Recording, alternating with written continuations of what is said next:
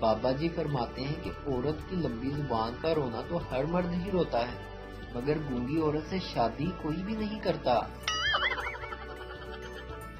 میرا ہر لطیفہ اردو میں ہوتا ہے، جس کا ہرگز مطلب یہ نہیں کہ English is not coming to می۔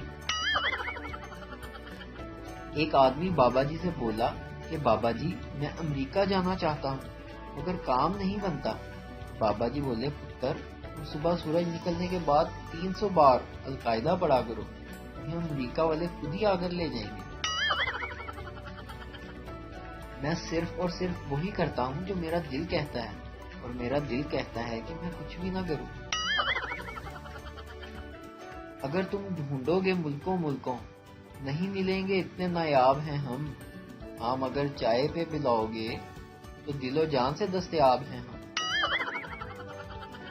وہ عورت جو غصے میں آپ کو بھاڑ میں جانے کا کہے اور پھر اس بات پر پریشان ہو کہ آپ خیریت سے وہاں پہنچے ہیں کہ نہیں، روجہ محترمہ کہلاتی ہے۔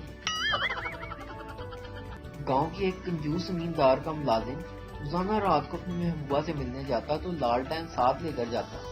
زمیندار کو بڑا گراں گزرتا کہ وہ اتنا مٹی کا تیل خرچ کر آتا ہے، اس کے خیال میں یہ فضول خرچی تھی۔ ایک روز ملازم کو ڈانٹتے ہوئے بولا، ایک تو تم نئی نسل میں عقل نام کی کوئی چیز ہی نہیں ہے، محبوبہ سے ملنے کے لیے لالٹین لے جانے کی کیا ضرورت ہے، خام خواہ فضول خرچی ہے۔ میں جب تمہاری عمر کا تھا اور محبوبہ سے ملنے جاتا تھا بغیر لالٹین کے جاتا تھا۔